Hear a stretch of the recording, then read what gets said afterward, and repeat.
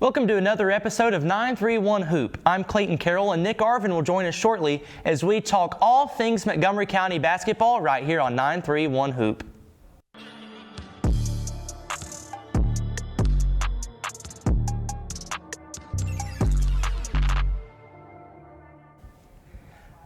Welcome back to 931 Hoop. It's time for Montgomery County Girls High School basketball. Dyson Myers starts with the first package in the show here on 931 Hoop. I'm Dyson Myers here inside of Willard Ross Memorial Gym at Northwest High School. Here to watch the Northwest Lady Vikings, who are 12-11, 3-3 in the district, take on the Dixon County Cougars, who will come in 15-7 and number 1 in the district. Northwest came into this game at 3-3 in the district in third place, while Dixon County only had one district loss and it was tied for first place in the district. Northwest would get on the board first whenever Shyla Vaughn passed it to Lenasia Lyons, and she got the layup and the 2 points. Lenasia Lyons would go right back to it with another 2 points to tie the score at 6. Northwest would try to get something going before the break, but Dixon County's defense would prove to be a little bit too much, and it would go into the half at 18-15 Dixon County. In the third, Dixon County with the ball. Coralie Grove passes it back to Bryony Snow, and she takes it in herself for 2 points and a 23-17 lead for Dixon County. They would then, later in the quarter, add another 2 points whenever Sophia Buttery would take it in herself. This one would go to Dixon 49-37. For 931 Hoop Report, I'm Dyson Myers. My name is Janiyah Nelson, reporting from West Creek High School, hosting the Kenwood versus West Creek girls game. Zakiah White from Kenwood scores a layup to end the first quarter, putting them up 11-10. Forward Analia Deal starts the second quarter by making free throws to put West Creek up 12-11. Micaiah Sledge scores a 3 for Kenwood. Louisiana Merriweather from West Creek responds with a steal and score for 2, tying the game at 14-14 before the half. Going into the half, a made free throw by Kenwood tied the game at 18-18. West Creek starts off the second half with back-to-back scoring. Guard Louisiana Mayweather leaving the score at 31-18 in the middle of the third quarter. Kenwood guards respond with a 3 and a made free throw to end the third quarter. Later, guard Embryo Davis scores a 3 and a free throw to almost end the fourth quarter, 40-42. A steal but no score from guard Embryo Davis puts Kenwood the final score at 41-42. West Creek winning and celebrating a great senior night with a rival win. The new record for Kenwood is now 1-4 in district play, hosting Henry County on Saturday at 2 p.m. The new record for West Creek is 1-3 in district play. For the 931 Hoop Report, I am Janiyah Nelson, reporting from West Creek High School. Good evening, everybody. I'm Carrington Campbell from the 931 Hoop Report, and I'm here at Northeast High School tuning in to the girls' basketball game where the Northeast Eagles are taking on the Clarksville High School team. On a Tuesday night in Clarksville, the Northeast Eagles varsity girls basketball team hosted a tough district matchup against the Clarksville High School Wildcats in a game that saw one squad dominate from the opening tip. From the opening whistle, Clarksville came out aggressive, forcing turnovers and pushing the pace. By halftime, the Wildcats had built a commanding lead, racing to a 43-9 advantage as Northeast struggled to find consistent offense and rhythm on the court. Leading the charge for the Clarksville Wildcats was sharpshooter Zakiah Vaughn, who torched the Eagles' defense for 24 points, including a barrage of buckets in transition and in half-court sets. Northeast battled hard throughout, and while scoring wasn't easy against Clarksville's pressure, Carmen Johnson led the Eagles in scoring with 9 points. When the final horn sounded, it was a decisive 60-15 victory for Clarksville. I'm Carrington Campbell back from the 931 Hoops. After the post-game of the Clarksville High basketball team versus the Northeast women's basketball team, the final score was 60-15 in favor of the Clarksville High basketball team. Clarksville High basketball team with this win sits at 10-9 as the Northeast Eagles fall to 1-22. Welcome back to 931 Hoops. That was all of the girls high school basketball in Montgomery County. I'm Clayton Carroll. This is Nick Arvin. Nick, just Welcome to the show. How are you feeling? I'm feeling great. It's the best time of the year as these games kind of get to the end. District tournaments coming up, and then after that, region tournaments. Those were some great clips of some of the games that went on. The girls basketball has been really competitive throughout Clarksville this year. I can't wait to talk about it. I can't wait to break down these standings as we get into the pivotal moments. These teams fighting for tournament games. These teams fighting, maybe make it to region, maybe make it to sectionals. A lot on the line now coming up. You mentioned the standings. Let's dive right in. We're going to start off with 4A Region 7, District 14. Nick, you see Henry County and Dixon County right there. Henry County 7-1, Dixon County 6-1. Just tell us what you see out of 4A Region 7, District 14. Well, I'll tell you what. When I look at this district, I think that it runs through Henry County. I think it runs through Dixon County. These are the only two teams, in my opinion, that really do have a shot at winning a district championship this year. Now, Clarksville Northwest, they have struggled a little bit, right around that mid-tier range. But when you look at Kenwood, when you look at West Creek, those are programs right now that are searching for an identity and just haven't really been able to find that as of late. West Creek still yet to win a district game. They have talent. Nicole Cushenberry, a three-sport athlete. They have Charlene Nunn.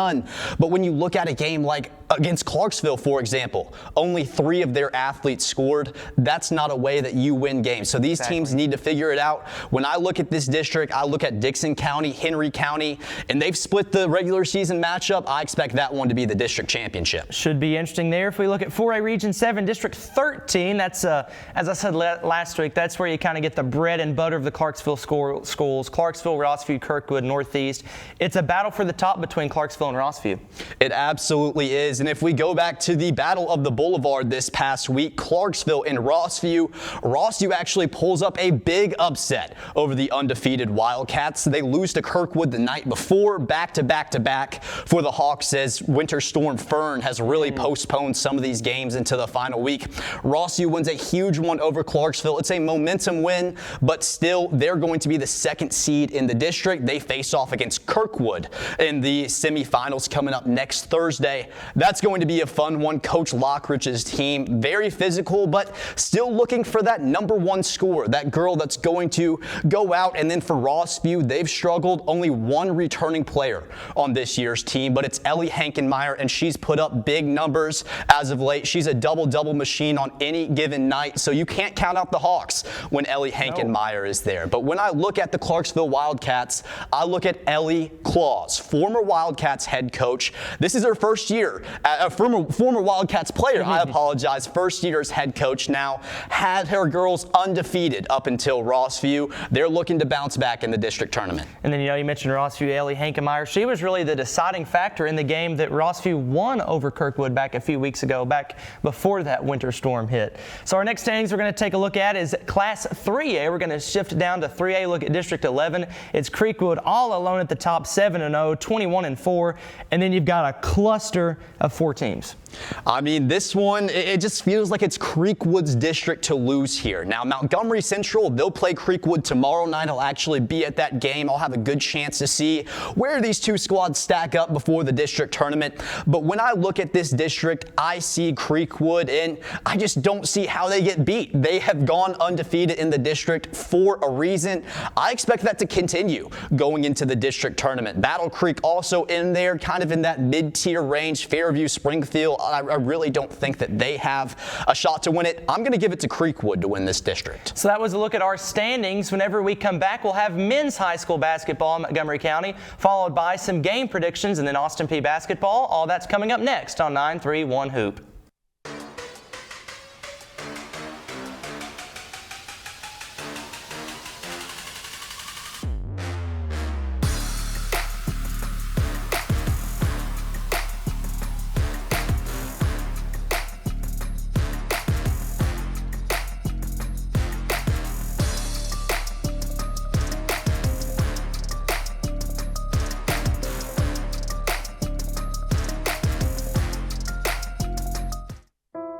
From the start of an Austin Peay student's journey, they expect more.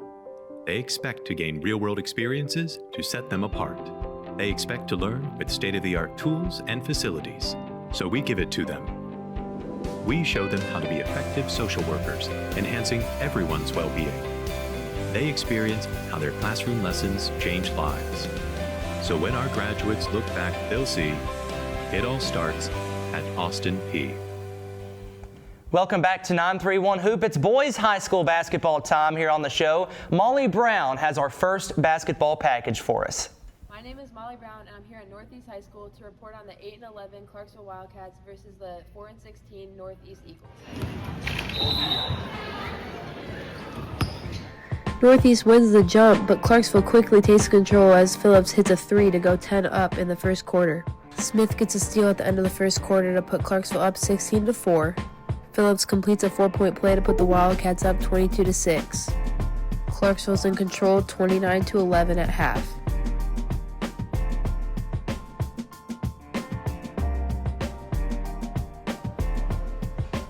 To start the second half, Howes had a steal with an electric dunk, but after that, it was all Northeast.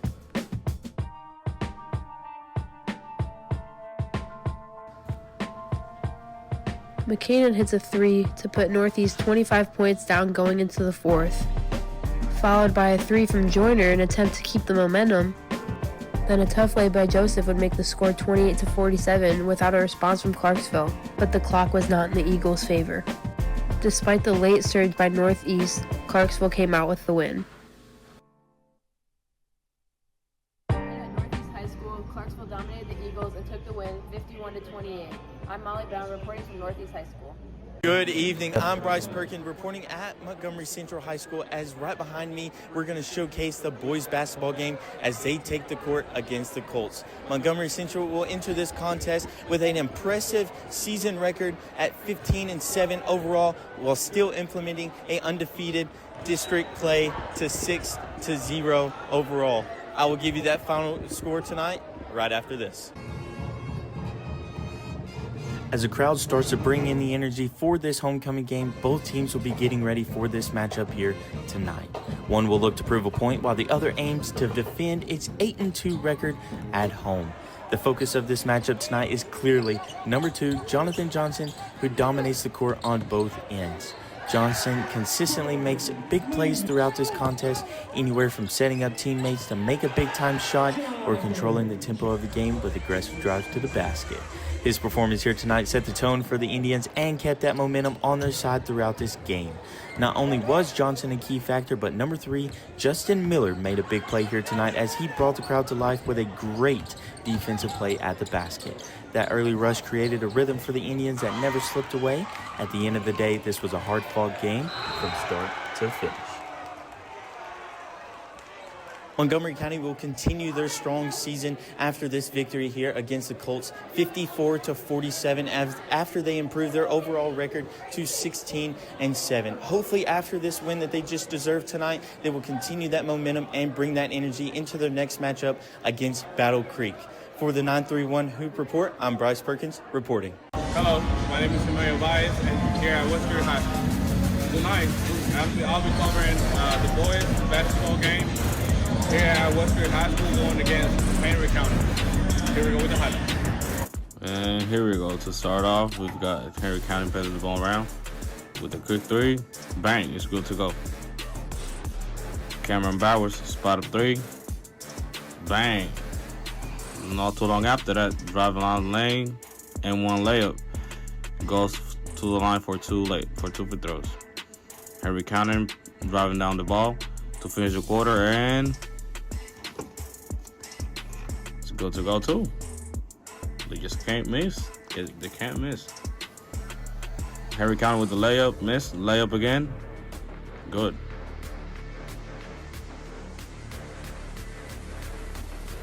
Okay, we got West Creek passing the ball around. Pass to Cameron Bowers. Bang, it's to go. Man, it's on fire.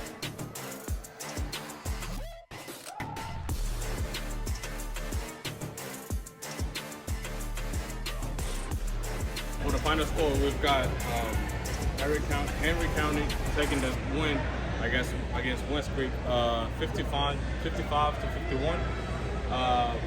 With the new record being 20-4 for the season, and West Creek being 17-7. For 931 Hoop Report, I'm Emmanuel Baez. thanks, Emmanuel, for wrapping up the boys high school basketball portion of 931 Hoops, or at least the packages anyway. Now it's time to take a look at our standings. First, 4A Region 7, District 14, and next, Henry County. 6-2 in the district, 24-3 overall. As you said earlier, for other teams, this one's Henry County's to lose.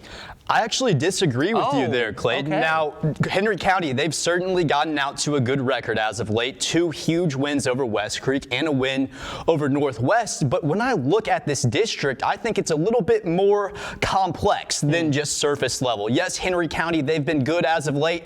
I really think it's a 3-horse race right now. And my dark horse to win this district is actually the West Creek Coyotes behind Cameron Bowers. And Bowers, he's been a Mr. Basketball candidate ever since his freshman year at West Creek. Amazing point guard, can get you a double-double on any given night. He's been excellent this year, but you pair that with the physicality of a Jace Miller, of a Camden Hines up front, and it's hard to say that West Creek doesn't at least have a chance to win this district. Now, they're certainly going to have to make it through Northwest, and that's something they haven't been able to do yet this year. That game's going to wrap up tonight, Northwest West Creek, but if West Creek can stop Jaquez Scott for Northwest, if they can stop the physicality of that Northwest front court, I really do believe the Coyotes will be able to make a dark horse run and win this district. We'll have to see how that plays out with the other districts coming up, but Matthew Hardaway has really instilled this grit in that program in his 3rd year right now.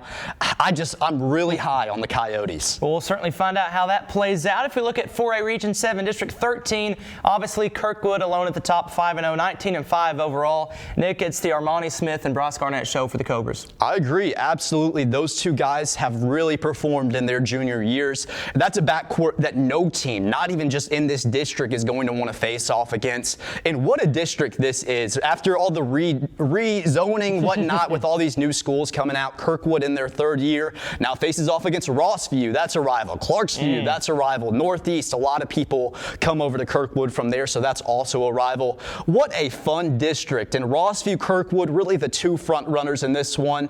But Kirkwood has had Rossview's number since the start of this season. Armani Smith in that first game outscores the Hawks by himself in the first half, getting out to a dominant victory. The second one at Kirkwood was a little bit closer. I just think this is a 2-team district right now, and I don't see a way that Rossview's going to be able to beat Kirkwood with the success that they've had as of late. Yeah, Jerome Knight and I had that call for Kirkwood Rossview, and it was just like watching highlight reel after highlight reel. You mentioned Smith and then Jair Rose for Rossview. It was a very fun basketball game, and very well could see that in the district championship, possibly. Very well could see that. And then District 3, or change that, District 11 of Class 3A, Montgomery Central there at the top. They're 12-7 overall. You see Fairview 5-2 in the district, 14-11. So you really see Montgomery Central, Fairview, and Spring Hill. They're all kind of right there, and Creekwood not too far behind, and then you've got Battle Creek at 0-7 there at the bottom. But a very, I guess you could say, not a tight race, but not a lot of separation between those teams. Yeah, this really could go any way, in my opinion. I'm not totally sure which way I want to pick. Now, I see Montgomery Central. I see that they're undefeated in district play.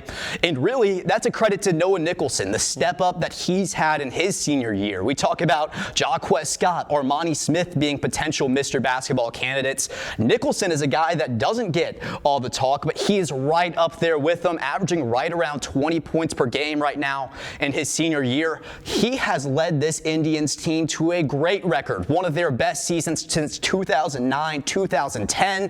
What a season Montgomery Central is having right now. I don't know if I'm going to be able to say they win the district because it really could go either way, but if the Montgomery Central Indians win this district, it could go down as one of the best seasons we've seen from that program in at least 15 years. So good for the Montgomery Central Indians right now. Absolutely. Nick, you ready to do some game predictions? I love it. Let's do it. Let's go ahead and put those game predictions up on the screen if we can, please, here on 931 Hoop. We've got a few different games we're going to talk about. First, I think we're going to touch on Clarksville versus Northeast, the girls semifinal. That comes up on, that is Thursday, Clarksville and Northeast. Nick, what do you expect to see out of that one between the Wildcats? I hate to say it, but I just don't expect a close game. I expect this one to be a blowout. Ellie Claus's squad will be motivated.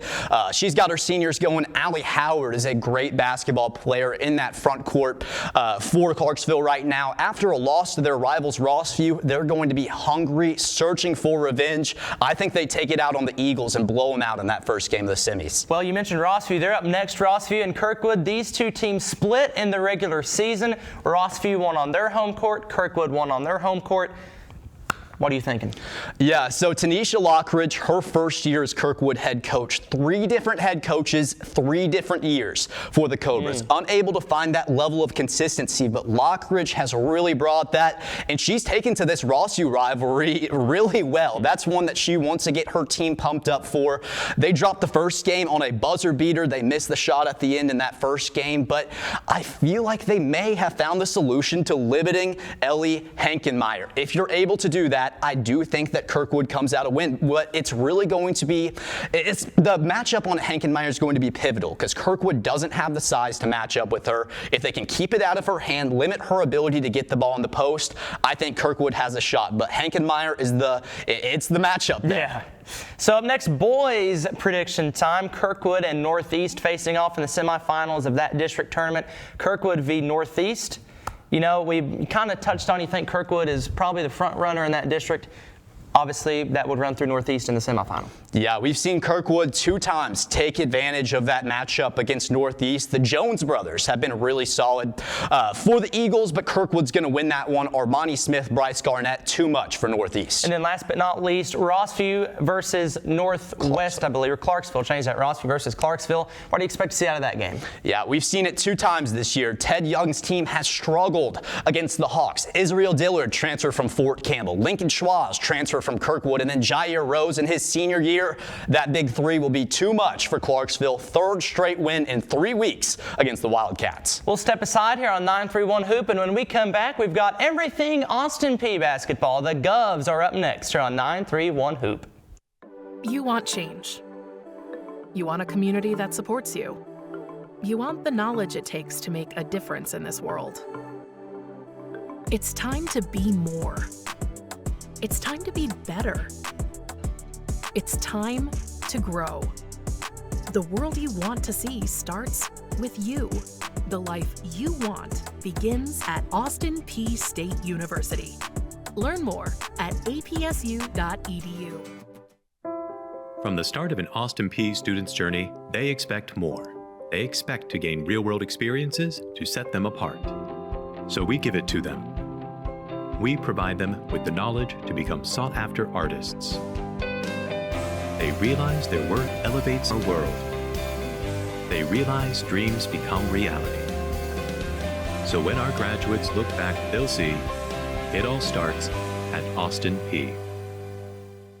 Back to 931 Hoop, Clayton Carroll joined alongside Nick Arvin, and we're going to toss it to Sophia Baranoff as she covered the Queens versus Austin Peay women's basketball game on Thursday. Hey everyone, I'm here at F&M Bank Arena, where Austin Peay is hosting Queens at this college basketball match-up. It's home game for the girls, and the team are getting ready to tip off. It should be an exciting night of college basketball. Let's get started. The players are warming up and are ready to compete. Last time the teams played each other, Austin Peay defeated Queens. And here we go. Ball is in the air. Austin Peay jumps higher and Brenton gets the ball. Off to a good start. The girls have no time to waste. Number 11 goes for 3 points and make it. That's how you start a game. The last seconds of the first quarter, number 12, Brenton, with the ball again, dribbling through the mess and scoring 2 more points for Austin Peay.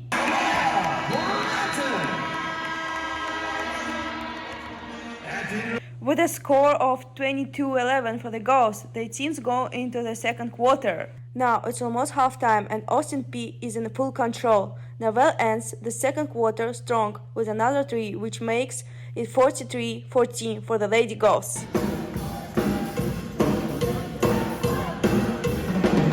APSU keeps its momentum going, stretching the lead over Queens with every passing minute of the game, and Chill scores 2 more points for her team.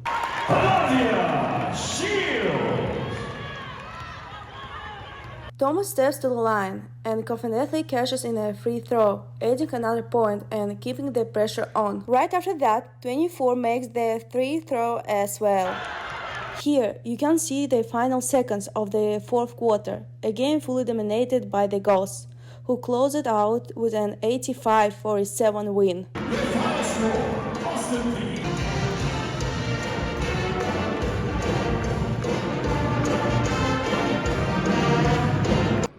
Finally here at F&M Bank Arena, the Ghosts defeat Queens 85-47 in impressive fashion on their home floor.